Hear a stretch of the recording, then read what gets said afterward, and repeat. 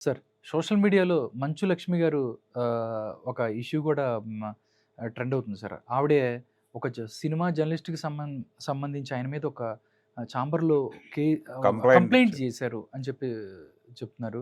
అంటే ఆవిడేం చెప్తుంది, body shaming చేశారు. మగవాళ్ళకి ఒక పద్ధతా, ఆడవాళ్ళకి ఒక పద్ధతా అని కూడా ఆవిడ మాట్లాడుతున్న పరిస్థితి కనిపిస్తుంది. ఏ ఎలా చెప్తారు సార్ దీన్ని? అంటే జనరల్‌గా ఏదైనా ఒక ఇంటర్వ్యూ జరిగేటప్పుడు మూడ్‌ని నార్మల్ దీనిలోకి తీసుకురావటానికి హ్మ్. కొన్ని పర్సనల్ క్వెషన్స్ అడుగుతూ అప్పుడు సబ్జెక్ట్‌లోకి వెళ్ళటం అనేది పద్ధతి. హ్మ్.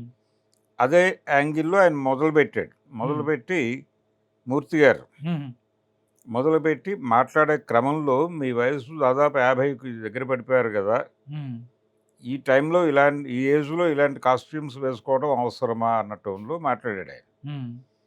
నిజానికి మనకి ఒక జనరల్ అభిప్రాయం ఏంటంటే, ఈ ఏదైనా 'నిర్భయ' లాంటి సంఘటనలు జరిగినప్పుడు చాలామంది ఎలా మాట్లాడతారంటే, ఈ ఆడవాళ్ళు కూడా అలాగేనండి, వీళ్ళేం తక్కువ గాదు. హ్మ్. వీళ్ళు విచిత్రమైన డ్రెస్సులన్నీ వేసుకొని రోడ్ల మీదకెళ్తారు.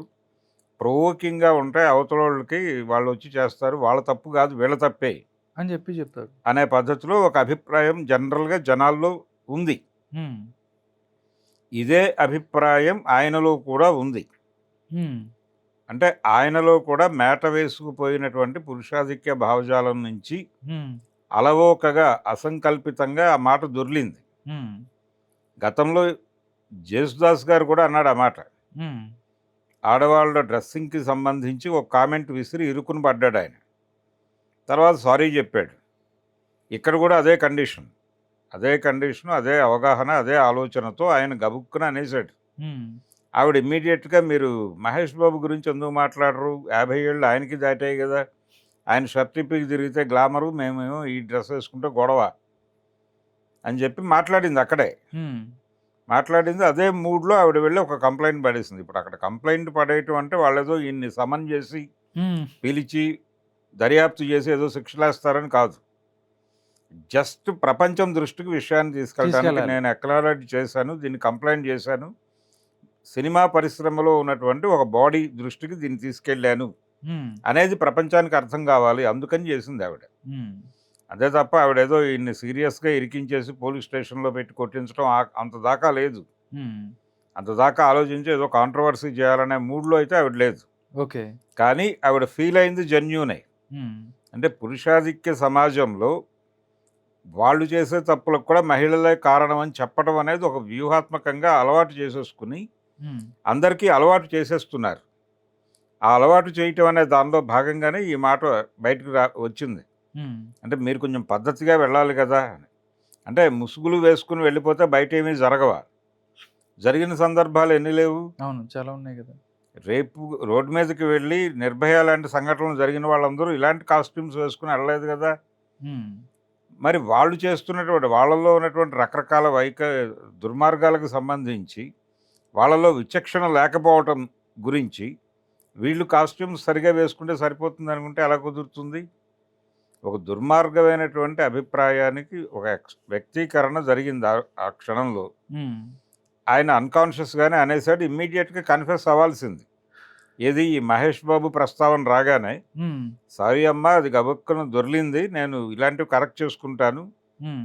అని చెప్పి ఒక మాట అనేస్తే అక్కడితో సమస్య పోయేదది. హ్మ్. అలా జరక్కపోవటం వలన కొనసాగి ఆవిడ చాంబర్ దాకా వెళ్ళింది. ఇప్పటికైనా కన్ఫెస్ అయిపోతే బెటరు. అవును. ఈ విషయం లాక్కుండా, రచ్చ చేయకుండా. ఇప్పుడు అవును. ఆల్రెడీ సోషల్ మీడియాలో ఇది రప్చర్ అవుతుంది. ఎందుకంటే, మూర్తి గారు మనకందరికీ తెలుసు. ఆయన కొంచెం పెద్దాయన. జాగ్రత్తగా వీటన్నిటి గురించి కానీ ఎందుకు అప్పుడప్పుడు కాంట్రోవర్సీ‌ల్లో తప్పదు. అంటే ఆయన ఇరుక్కుంటాడు. ఆయన జస్ట్ ఊరికనే వాతావరణాన్ని సాధారణ స్థాయికి తీసుకురావడానికి. తీసుకురావటానికి హ్మ్. సరదాగా చేసినటువంటి ఒక కామెంట్ అనే లెవెల్‌లోనే ఉన్నాడాయన. హ్మ్.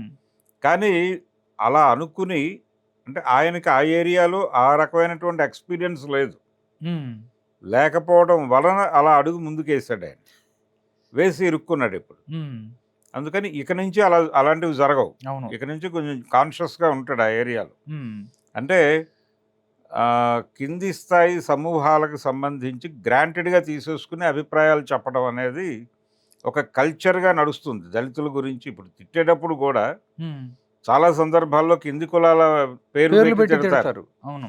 ఆ కింది కులాల పేరు పెట్టి మన వాళ్ళని మనం తిట్టేస్తున్నాం అంటే వాళ్ళ పట్ల వీళ్ళకు ఉన్నటువంటి అభిప్రాయం ఏంటో ప్రపంచానికి అర్థమవుతుంది హ్మ్.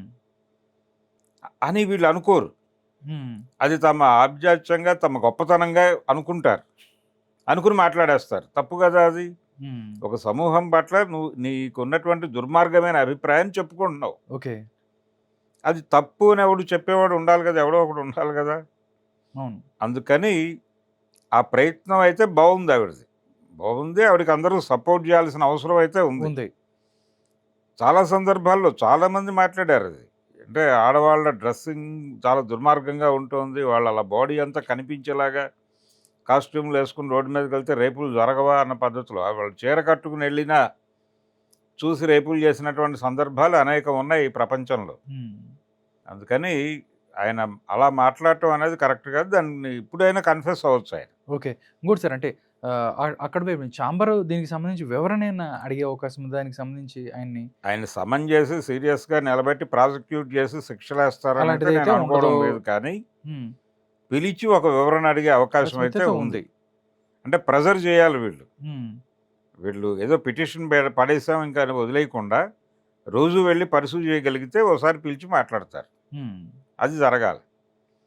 ఈజీ విషయమేం కాదిది. కొంచెం హ్మ్. Serious serious. గొడవే. ఆ! సీరియస్ గొడవే. అంతే సీరియస్‌గా పట్టించుకుని హడావిడి చేయకపోతే ఇది కొనసాగుతుంది. హ్మ్. ఈ ట్రెండ్. ఈ ట్రెండ్ ఆపటం అనేది అవసరం. అవును. అందుకని జరిగినటువంటి ఫైట్‌గానే చూస్తున్నాను నేను దీన్ని. హ్మ్.